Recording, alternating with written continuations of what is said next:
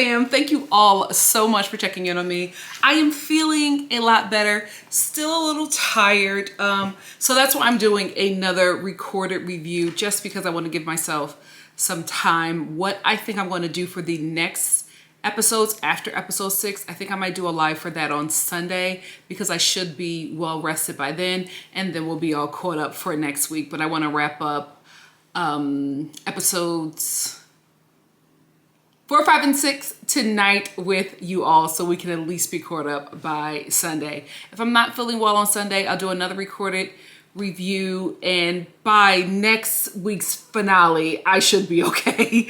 But just know that I am doing a lot better. But you know, the thing about getting over a sickness is that you just have to rest. That's it. You just gotta let your body do what it needs to do. So you have to sit down and rest. That's hard for me, but I'm doing the best that I can. So thank you all for checking in on me. Let's get into it. So Edmund and Calabria meet, and as soon as I see Edmund, I'm like, why is he dressed like my fall decor? Doesn't he look like my fall decor? He looks just like my fall decor. I'm like, why is Edmund on theme with my kitchen? But anyway, Edmund and Calabria meet. She immediately gives him a nickname of my chocolate man. Black women love a chocolate man. She was able to overlook that outfit and went straight to the fact that he is a chocolate man. I wonder what she thought he looked like, or what she wanted. I think on paper, he looks like what she wants, or probably does date. We will see that later on. She realizes that this is not at all what she wanted. But again, I think that Calabria is just here for exposure. I really do not think that she needs this show, because I think if Calabria was really in this for marriage, she would have walked away from Edmund a long time ago. So let's talk about when Edmund sees Calabria. When Edmund sees Calabria, he immediately starts crying. Now, before, I thought that Edmund was doing like this crying or whatever for like manipulation. You know what I mean? I thought that it was, you know how a lot of guys weaponize the nice guy role, and we'll get into Edmund calling himself the nice guy later on. But I really thought that he was weaponizing that. And then when I saw how he reacted with Calabria, not just with how he spoke to her in the pods, but with how he acted with her in person, it was giving me something else. And again, I'm not a doctor, but I feel like it's a touchatism. It's something there. A touch of something is going on with Edmund, where it's not an F-boy shtick. You know what I mean? Like, it's just the fact that something is a little different with this young man. When he said he had a cry boner. Oh, he's funny. He's odd, but he is funny. And then he reads a love letter to Calabria, and she is just standing there like she is intrigued. And I'm like, Calabria, it's okay to leave. It's okay to leave, girl. This is different. This is different. But you know what? She's going to give him a chance, and we are going to watch it all implode. Let's catch up with Nick and Annie, also known as the MAGAs.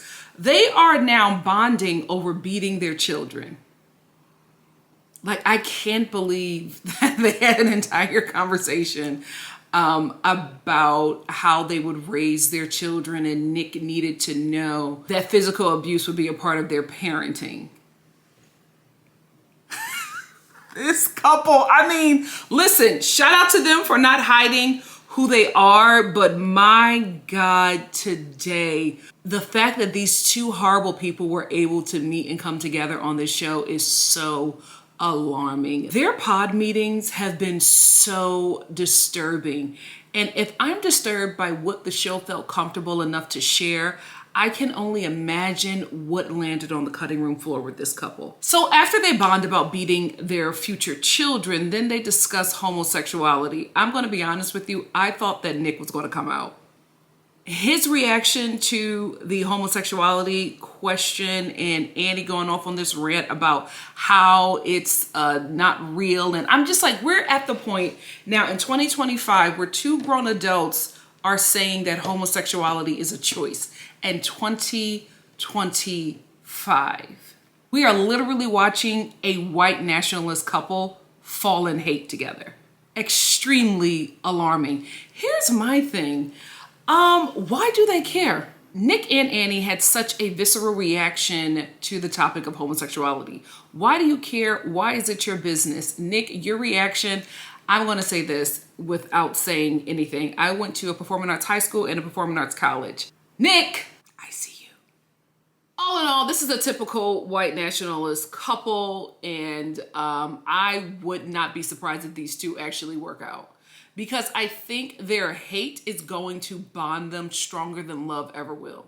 And that's sad, but it's a very real thing. Listen, I'm no fan of Casey, but Patrick is starting to really annoy me because Patrick is constantly feeding Casey his insecurities, and now he's to the point where he wants to break her down mentally so that he would be able to fully conquer and control her. And that is why you should never not date your type, because here we have Casey going out of her norm and Patrick knowing that she's not his norm and knowing that she is a woman that usually rejects him, he is now on the defense, right? He pulls her in with his insecurities, makes her feel bad. She starts to mother him. And as soon as he gets her to a soft spot, then he starts to break her down, telling her that he doesn't think that she's ready, making her work for his affection. He's doing this so that he can control her and have some sort of dominance of her, because he already feels insecure about this relationship going forward.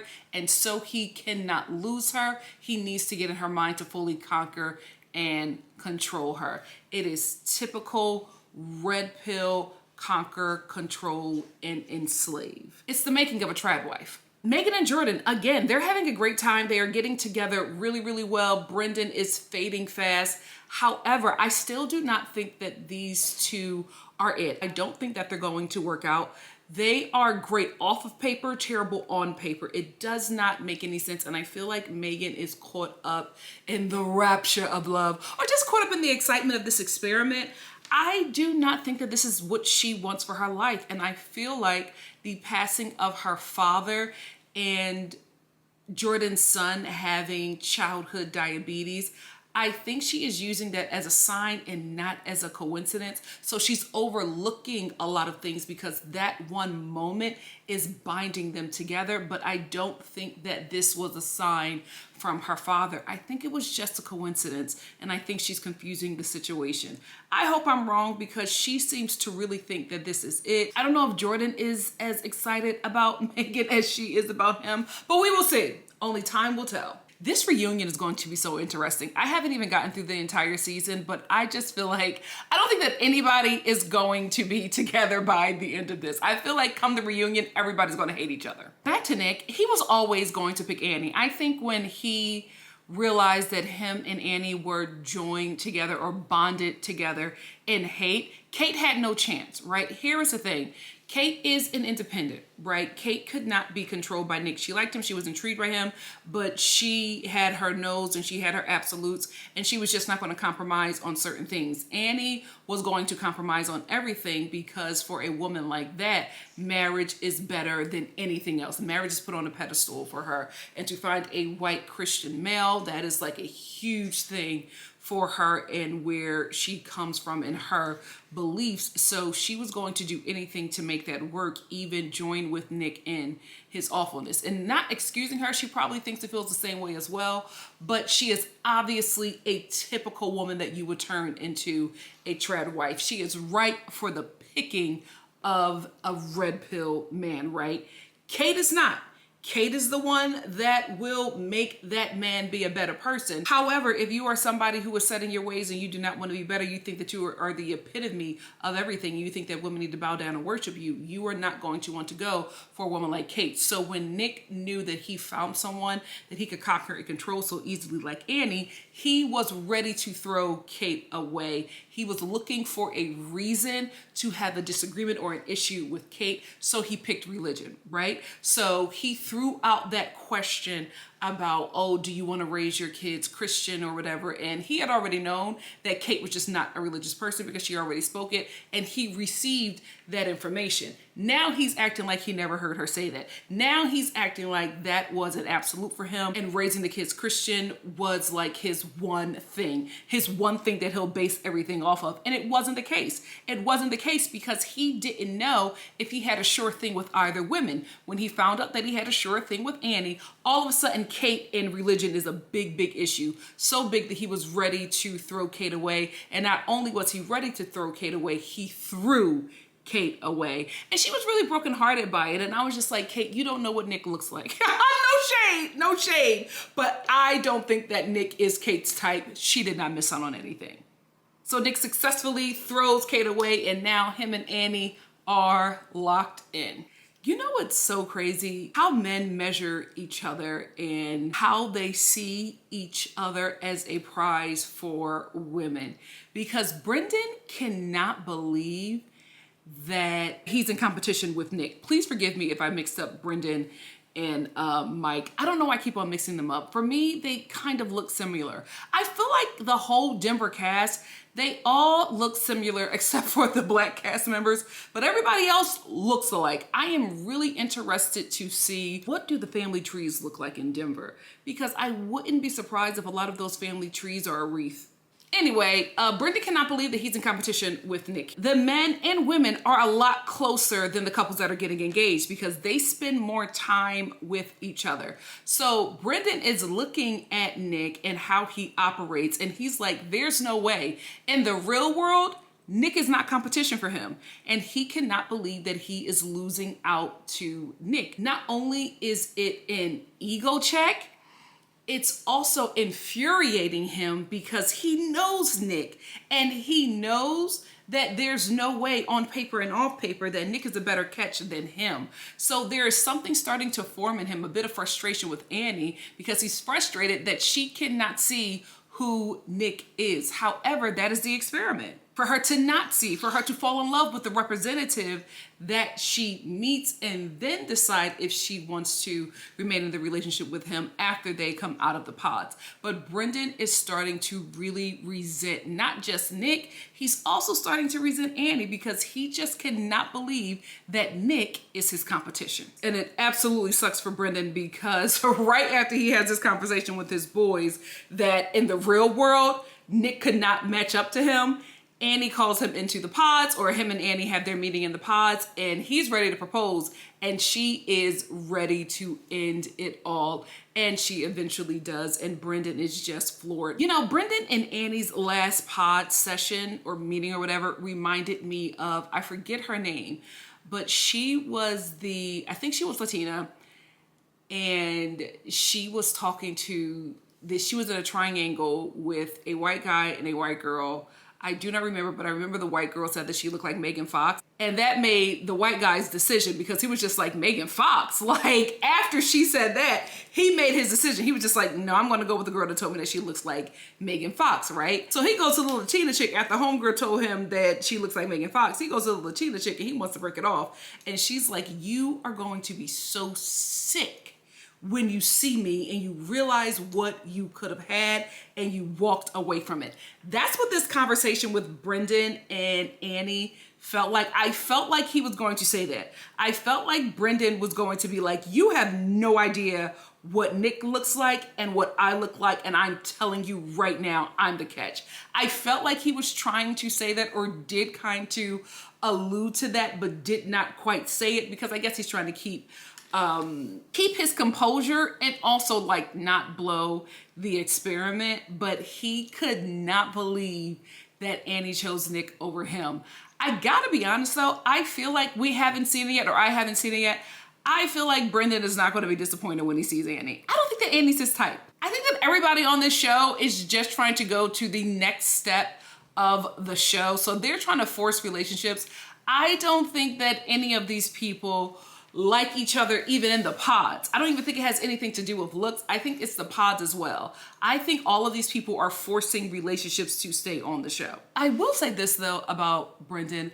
I thought it was rather low to now tell Annie how you felt about her and how you knew that she was the one, and you're telling her all of this now when she's coming to break up with you for Nick. It did not feel like you were doing that for her. It felt like you were telling Annie whatever she needed to hear so that she can pick you because you did not want to lose out to Nick. I'm not saying that Nick was the better choice, but I am saying I don't think you wanted her either. I think you just wanted to beat Nick. So Casey and Patrick get engaged, another lackluster engagement, and they immediately start to talk eugenics. Like right after their engagement, they immediately start talking about how their kids are going to be great athletes and really smart. Ew, interracial relationships. I'm not going to drag them, but I'm just like, this is what I feel like is going on in the majority of those relationships. It's giving that it's all eugenics and just fetishing each other until you realize that you are both human beings and have nothing in common. That's what a lot of them give, especially this dynamic. Let's get into episode 5. So in episode 5, we open up with Annie and Brendan, and Annie telling Brendan, you didn't fight for me. You should have fought for me. I have to make a decision and all of this, blah, blah, blah, blah, blah. I didn't buy it. I felt like she was trying to have a moment.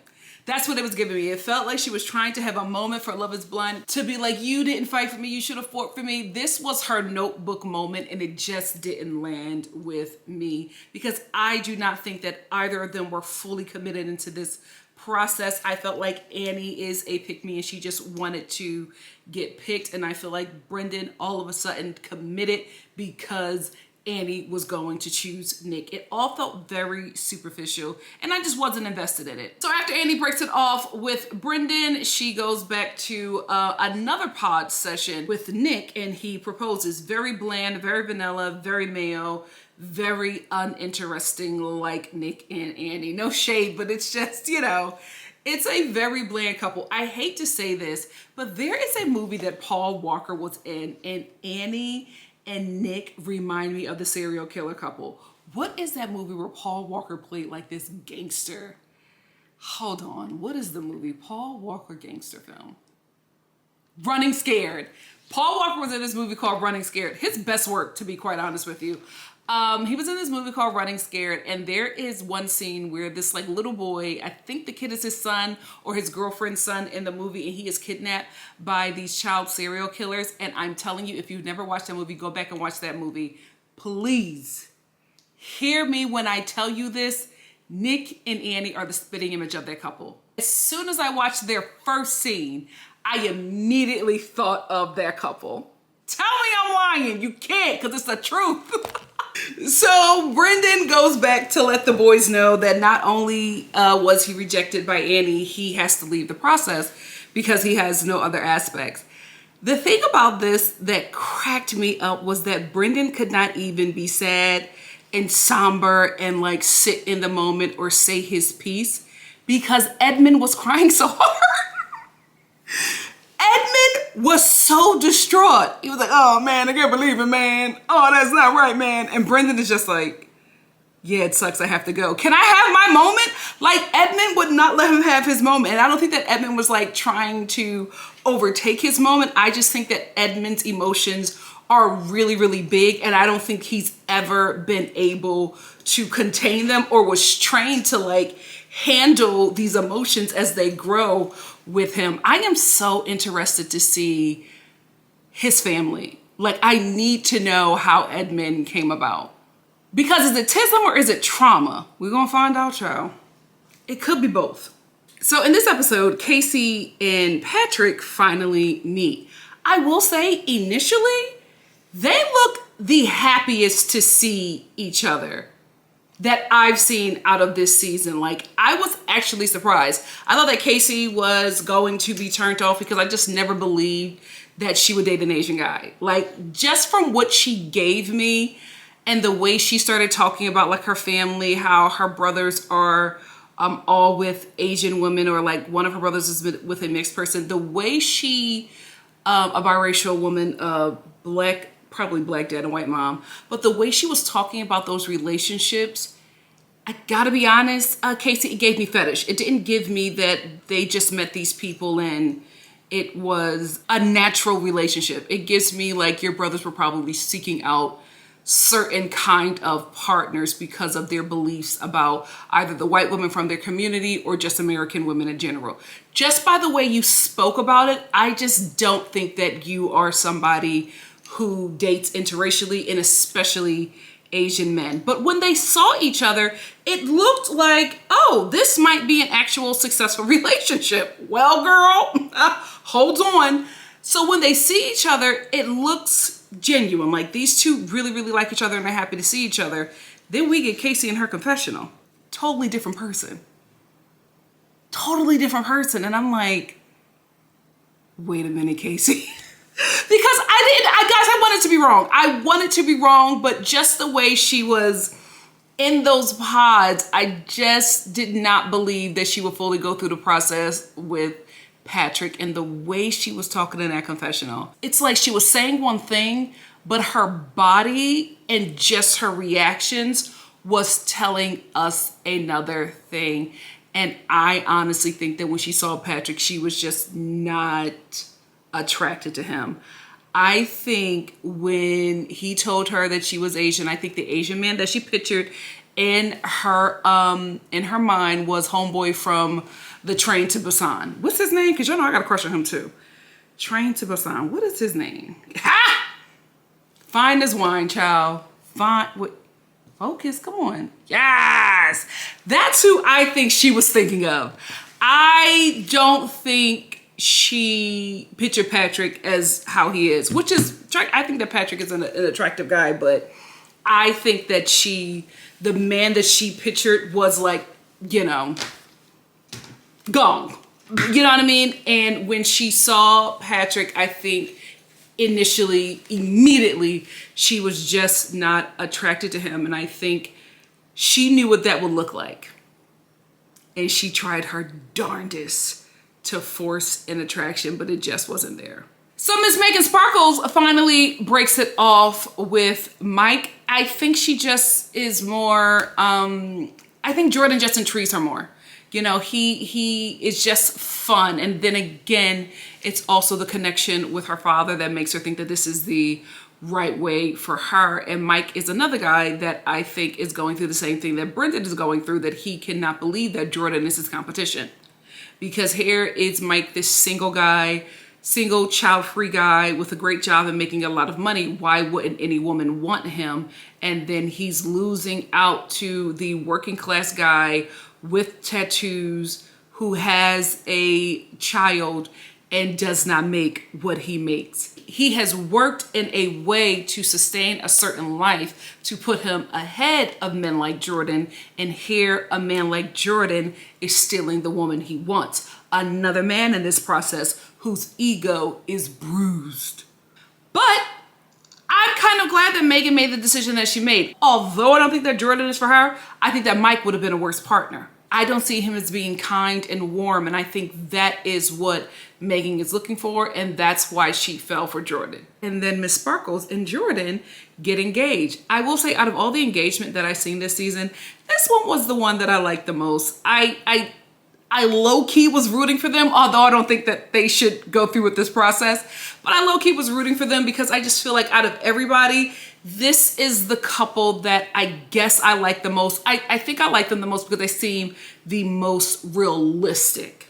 Although it's a train wreck and she's making a terrible decision, but I just feel like this couple just gave me typical Love is Blind, like what you would come to this show for. I will say this, Megan, getting engaged to a man who has a child and you haven't met the child or the baby mama is insane. Well, good luck, girl. Nick and Annie meet. Lackluster, just like any MAGA couple. No spark there, but hate. So then we get Sparkles and Jordan. They meet, and I like them meeting as well. Again, they just give me typical Love is Blind, like what we come to this show to watch. Again, I don't think that they should be doing this, but I am enjoying watching their journey out of everyone else. So we end this episode with Casey sitting in the lobby of the hotel or apartments that they have them staying at. No, the hotel that they're staying at. And her clip-ins are in like this messy ratty bun. Her spray tan is peeling and her eyes are bloodshot red. And I immediately knew what was coming next. Let's get into episode 6. So we open up with Casey crying. She's a wreck, she's a mess, and she's just like, I can't go through with this. I cannot do this process. And she's like, he deserves somebody better than me. And I know how that's going to look. And I knew that. I said, that's what's going to happen. She is not attracted to him. And then she has this Asian guy who was telling her all his insecurities and how white women rejected him. She did not want to be another white woman that rejected him, but she is just not attracted to him. And again, when I showed you guys Goong, right? I'm sorry, baby. Am I pronouncing your name wrong? Gong. Sorry, baby. Gong. That is who the American population is sold as a beauty standard for the Asian community.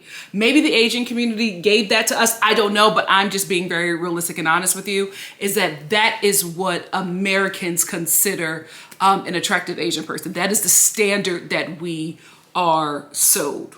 So I think that's what she was expecting.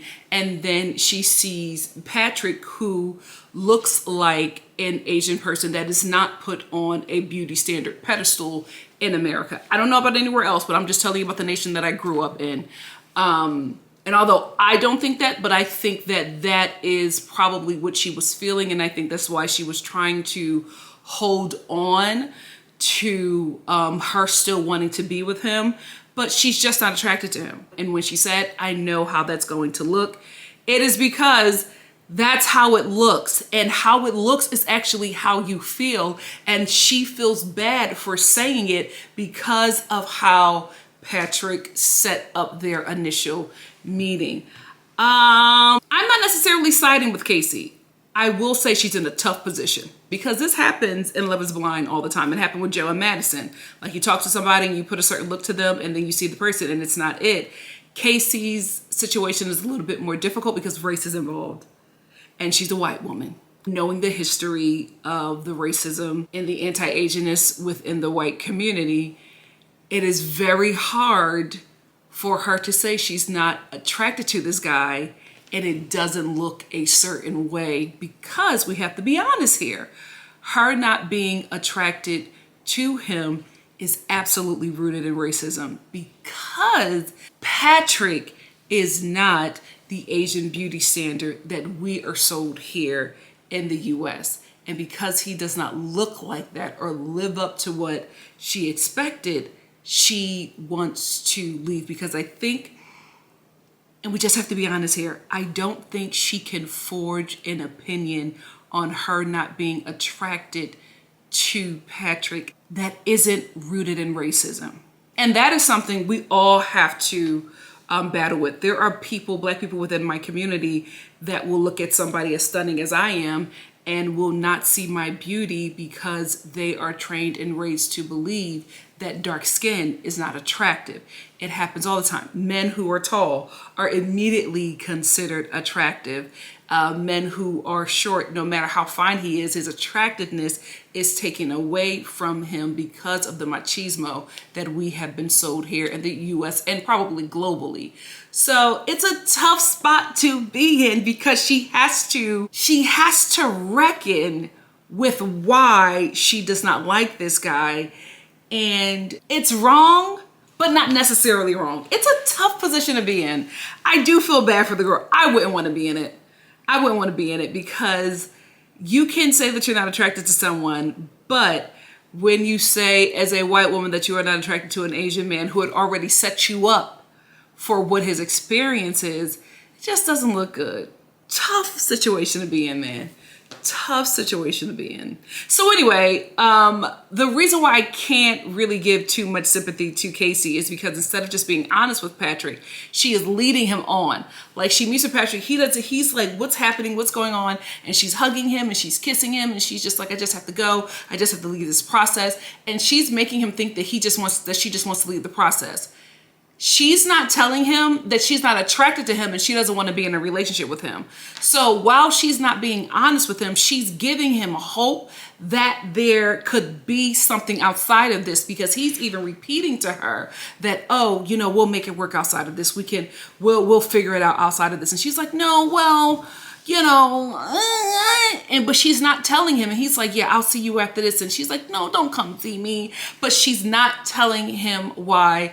Because it's a tough situation to be in, but you need to be honest with the dude. You just need to be like, there's not anything there. But when she's sitting with him, she's making him believe that it is the show.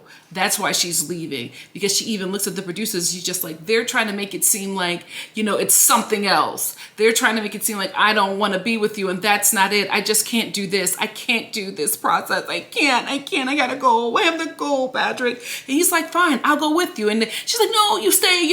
Like he is trying to make it work because she is making him believe that it is a process that she has a problem with, and not the fact that she would go through the process if Patrick looked different. Because this is not funny, but Patrick is just like, is it that you don't want to go to Mexico? And she's like, no, I want to go to Mexico, but not with you. Like, that's what she wanted to say. I want to go to Mexico, but I don't want to go to Mexico with you.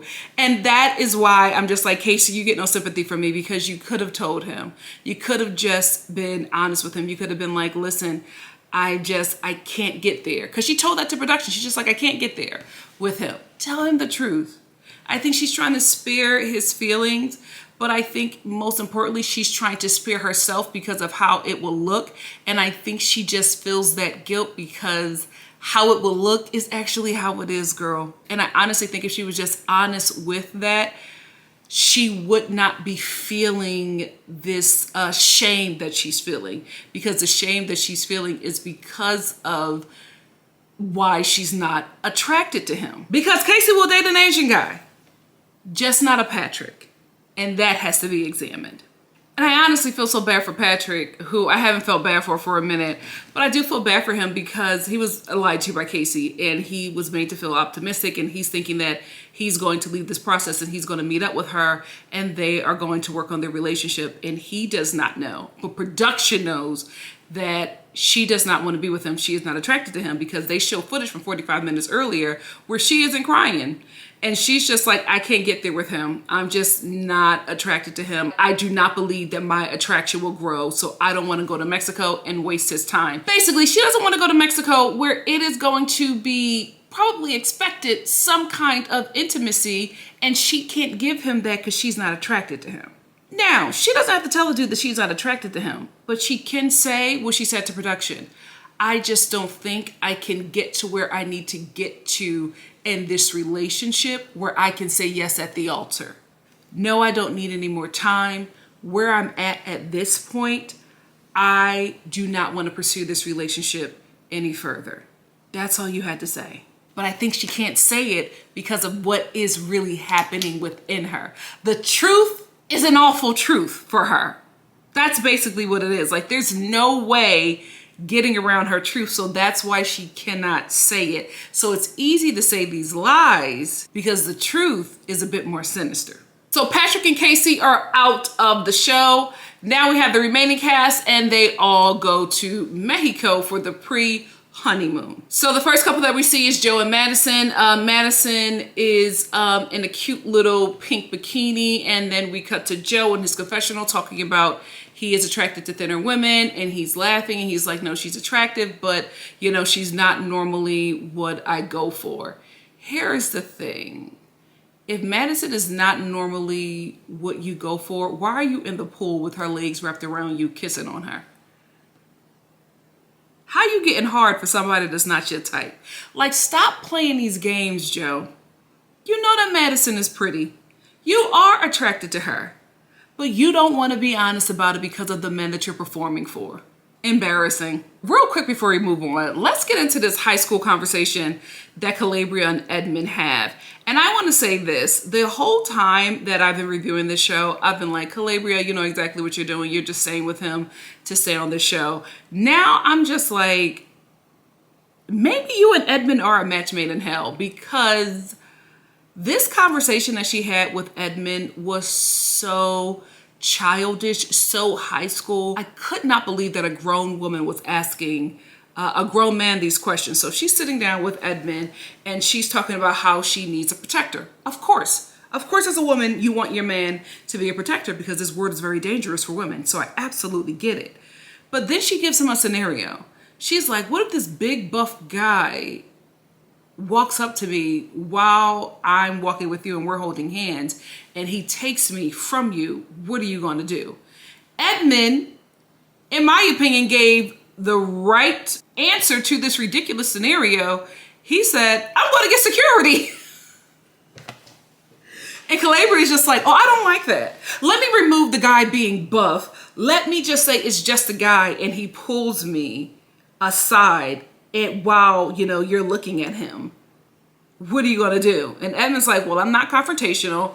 I am going to get security to get that guy away from us. And she didn't like that because Calabria wanted Edmund to say, oh, I'll kill him. I'll kill any man that tries to take you away from me. That's what she wanted. And I want to say, Calabria, as an adult woman with a fully developed brain, why would you want that? Why would you want your man to be violent? Why would you want to put a dark-skinned black man in a position where he has to be the aggressor?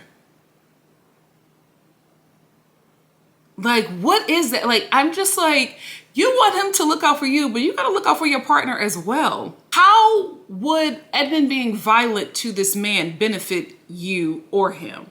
Because up to now, you haven't said that the man was violent. Disrespectful, okay. Violent, no. So why would you want him to resort to violence to protect you? He is doing the smartest thing in saying, well, I am going to get the authorities involved so that there isn't any kind of confrontation. I don't know why you have an issue with that. You have a man who wants to lead you saying that I am going to think about this clearly because I do not want to make this situation bigger than what it actually is. That is protecting you because he's also protecting himself. Because how can he protect you if he's locked up behind bars? You going to do a 25 to life bid with him? No. So stop expecting him to get violent because some dude is being a jerk. You didn't say this man is coming up to me and beating me up as I carry your child. Then he would probably absolutely have to resort to violence to get this man off of you. You never said anything like that. You are purely speaking about ignorance and machismo. And because Edmund, of all people, gave you a clear, mature answer, you didn't like it. And you are now devaluing him and emasculating him because he would not resort to violence in your imaginary scenario with this phantom guy. You got to examine that, sis. That was not a good look for you. Because Edmund removing you from the situation and getting the proper authorities is absolutely protecting you. That was a very smart decision that he made in that fake scenario. And one more thing, and I'll get off of this. What if Edmund did resort to violence in the situation that you wanted him to? Do you think he's a good shot? Do you think Edmund, who dresses like my kitchen fall decor, knows how to handle a weapon? He may accidentally shoot himself, you, or drop the gun and the guy picks it up and kills the both of you guys. Like, you have to think about this. People are crazy and unwell. You're a woman in your 30s. Why would you want that in a man? Calabria, I'm concerned. Maybe you and Edmund are right for each other. Lord knows. So then we get all the couples meeting each other and everybody's just like, oh my God, I can't believe you look like this. I would have thought you looked like something else. And the girls get together and the guys get together. And what do they immediately start doing? Talking about sex. The girls are so ready to say how good the sex is. And I was not shocked when Madison said, oh, Joe is such a great lover. I do feel so bad for her, right? Because I know she's going to watch this back and be like, I can't believe I slept with this man who the entire time was saying that I was unattractive and that I was not his type and making fun of my weight. Because I guarantee you, when he was knee deep in her coochie, he did not care about her stomach. He didn't care about not one back roll. I don't think he really cares about any of those things. I think he only cares about those things when he is vocalizing his insecurities or when he is performing for men that he desires to be like. I was not surprised that that bozo slept with that woman. Yikes. Yikes. Why is everybody acting like Megan Sparkles has a dump truck? That was throwing me off. Even Calabria. I was like, Calabria, you got a whole donkey booty. Why are you acting like Megan's behind is so big? And Megan, she just, you couldn't tell her nothing. Megan the Stallion is who she thought she was at that pool party. She kept on showing it off and smacking it and dropping it and flipping it and flopping it in Jordan's face, and he did not care. He was not impressed. You know what? I was also a little disappointed that any of these women slept with these men, because I'm just like, you are breaking off the most mediocre men that Denver can offer.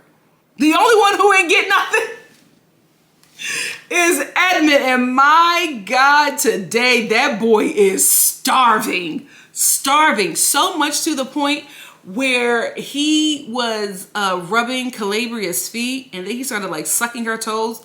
Everybody got uncomfortable because it was so like intimate and nasty, and people started leaving. He was like, no, y'all don't gotta leave. And I'm like, Edmund, you're sucking her toes. Even Calabria was like, baby, I got sunscreen on my toes. And he was like, I don't care, and just started sucking them. And no shade, she needed a pedicure. He is starving. I will say, seeing Edmund and Calabria interact in front of the rest of the cast, she is his mother.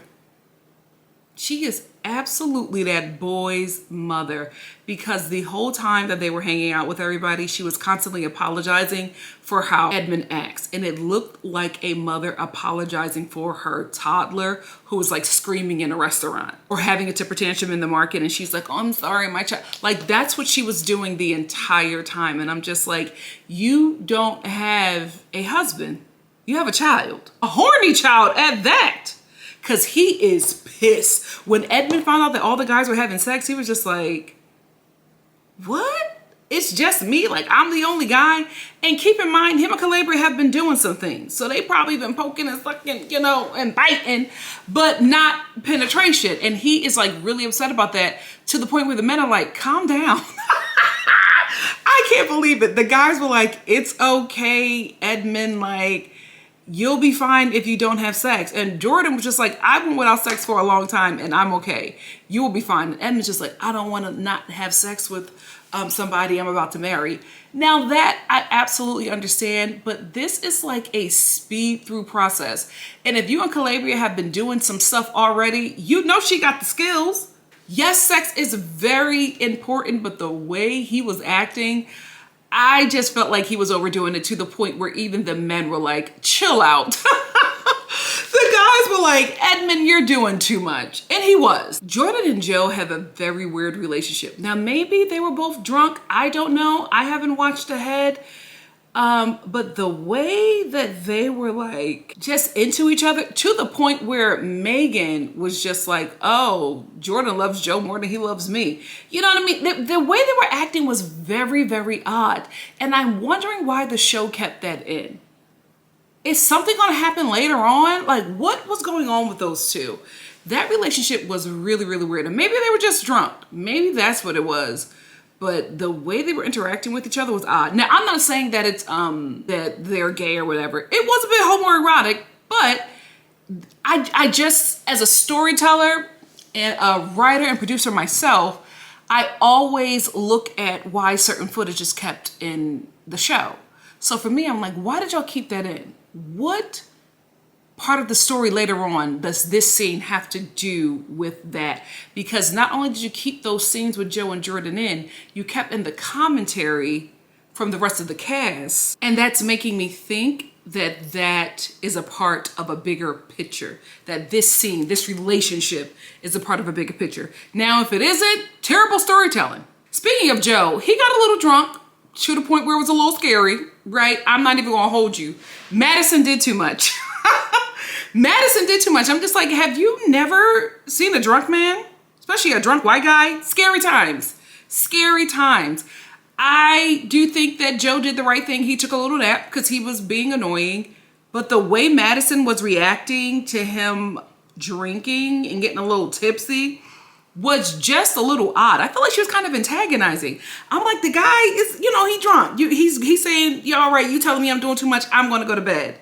Why are you arguing with him? Like, I never understand people that argue with drunk people. They're not in their right mind. Let them sleep that off.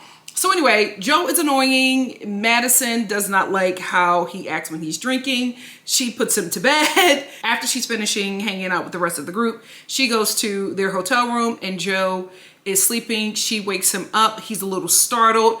Madison gets upset that he's startled and he's a little incoherent. And she's just like, what's going on with you? Like, why are you acting like this, Joe? And she's like falling out crying. And he's like, what's going on?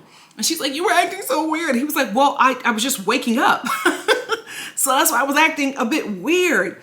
And Madison was just having like a full-on meltdown about Joe being weird because she startled him in a drunken stupor. Like, I was just like, and this is the thing, I don't do drunk people. The minute I see that person getting a little outside of themselves after a couple of drinks, I remove myself in the situation because I have no tolerance for it, right?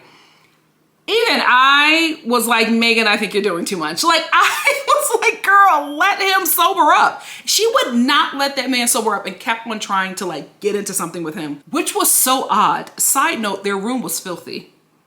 Not only was their room filthy, were they eating in the bathroom? Just nasty. I'm like, y'all having sex in that?